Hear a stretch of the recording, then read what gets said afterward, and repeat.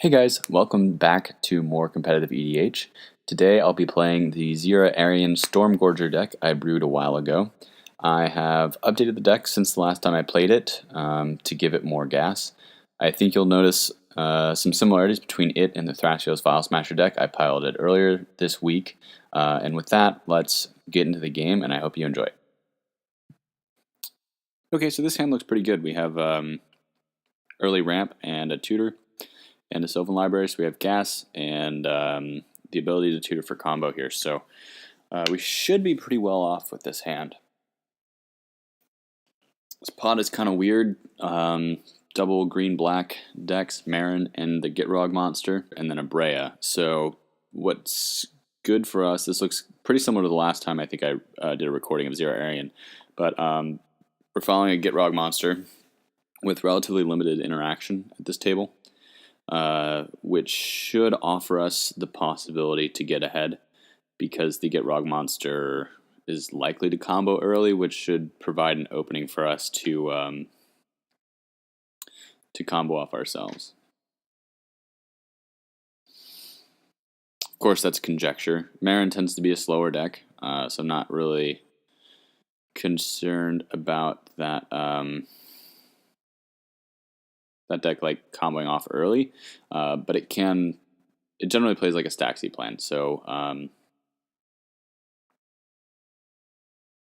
we'll see.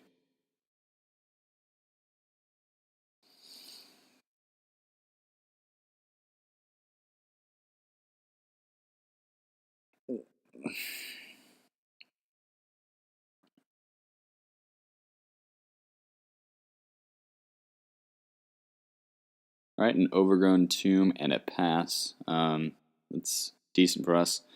Basically, here we have the decision of what land we're going to play. And then we'll play birds.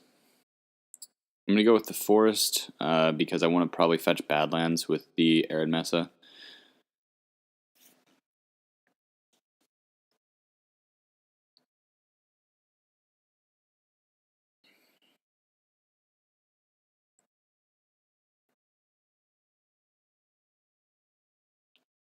So Verdant Catacombs, fetch Underground Sea, Ponder. Okay. Sea is pretty good. That allows us to cast our Carpet of Flowers next turn. So what does our next turn look like? We could like main phase Carpet, second main Sylvan, and Demonic Tutor with the Soul Ring. That seems pretty good. We probably tutor for ad nauseum.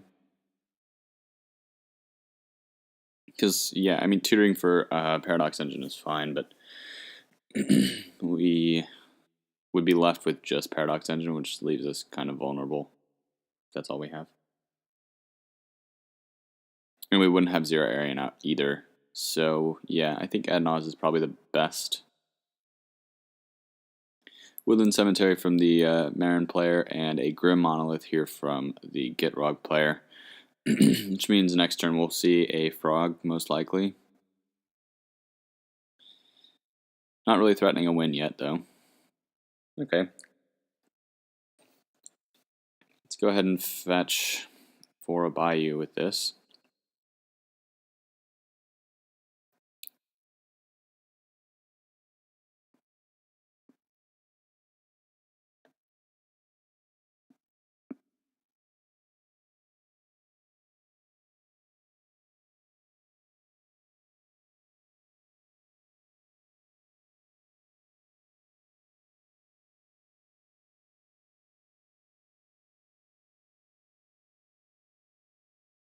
Yeah, we'll do the same line that we discussed. We'll go ahead and play that Soul Ring.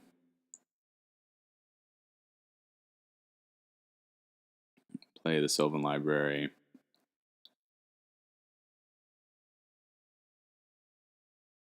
And play a Demonic Tutor. Not a bad turn, too. Fast mana is pretty sweet. Alright, grab my Adnaz.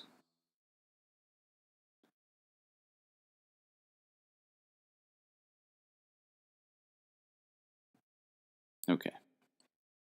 So yeah, next turn we can reorganize the top of our library with Sylvan Library, and or we could draw 2 more. I mean, that's questionable though.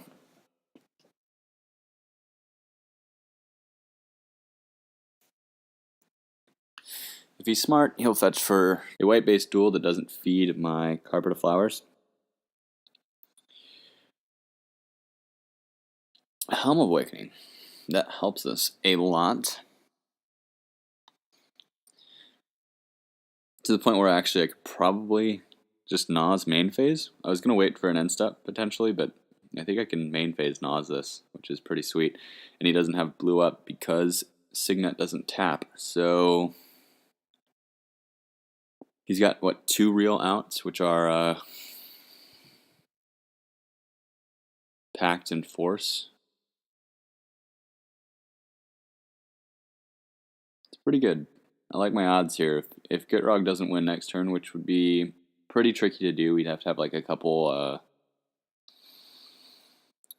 ritual type effects and then one of his outlets.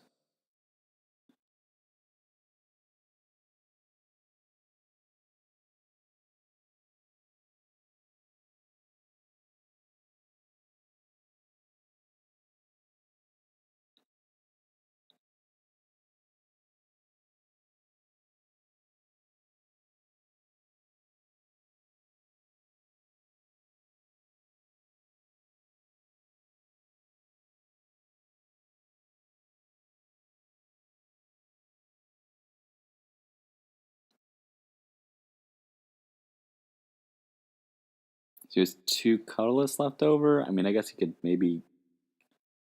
No, there's no way. He should just pass at this point, and then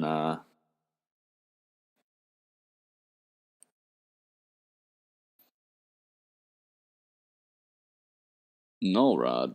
That's unfortunate. That actually messes up our line, but I think we can still try.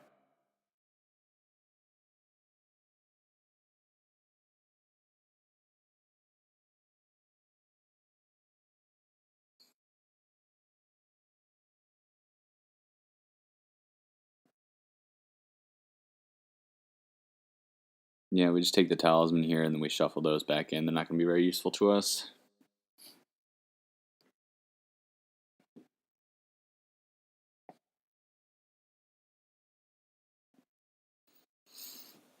We have the Carpet of Flowers mana, so we have an additional mana of any color because we can use the birds if we badlands.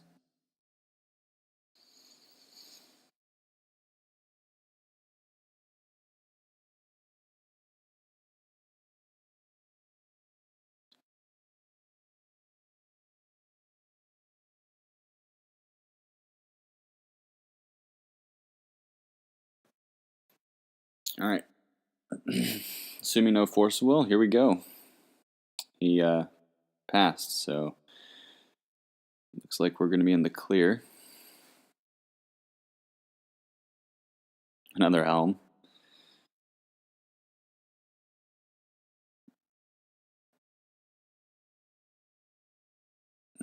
Okay, Tormenting Voice is something.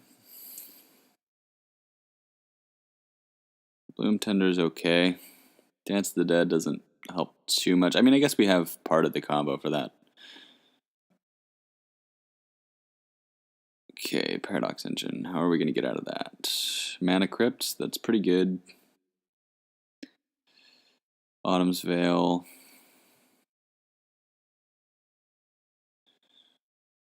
We just need something to kill the Null Rod. There it is. Okay, so we kill the Null Rod. We can then Mana Crypt, Paradox Engine, but then we don't have a 0 mana spell. So we needed... Oh wait, I guess we have Top, which would untap things. We could untap with Top, but we only have one source of colored mana aside from Talisman, I guess. So we can keep going a little bit here. There's no particular reason to be afraid. We're at 7. The highest cost in the deck is 6, and that is World Gorger Dragon. So we can go to 6, and then we have to stop. Here we go.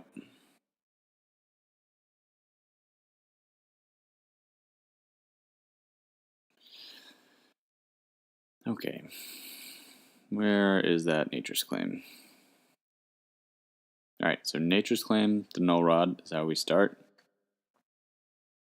Just gonna make sure I have the storm count right. It's just 2. Okay. We Mana Crypt. And then we play the Paradox Engine.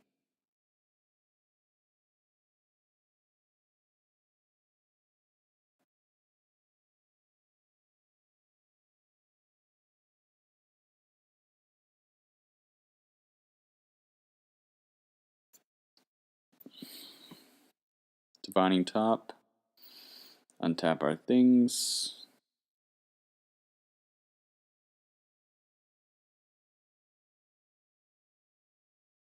Oops, almost forgot bird there.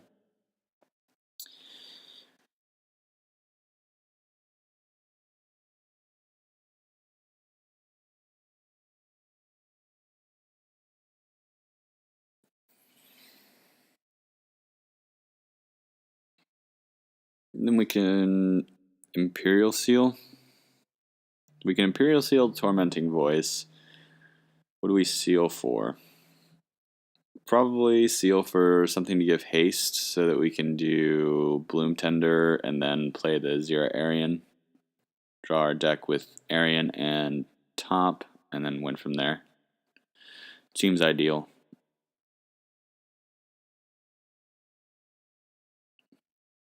So yeah, grab Mass Hysteria, put it on top. These guys all on tap.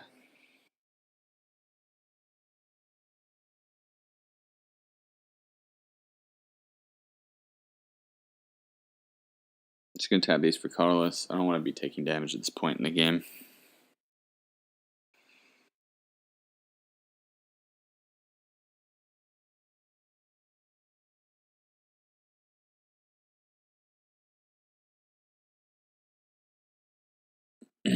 Play the Mass Hysteria. At this point, you guys kind of know what's going on, but going to go through the motions.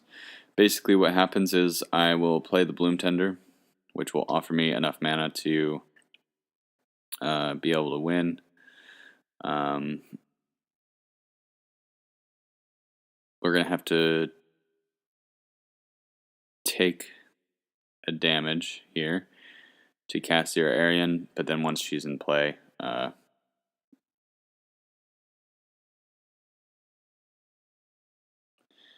we'll just draw our deck, and then so we'll just go ahead and look at this for a combo.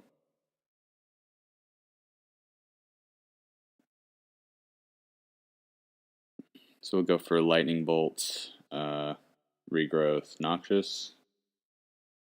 Wait. No, it doesn't work. Yeah. You need a... So instead of Lightning Bolt, we'll just grab the Flux Reservoir and loop Noxious Revival and Regrowth forever.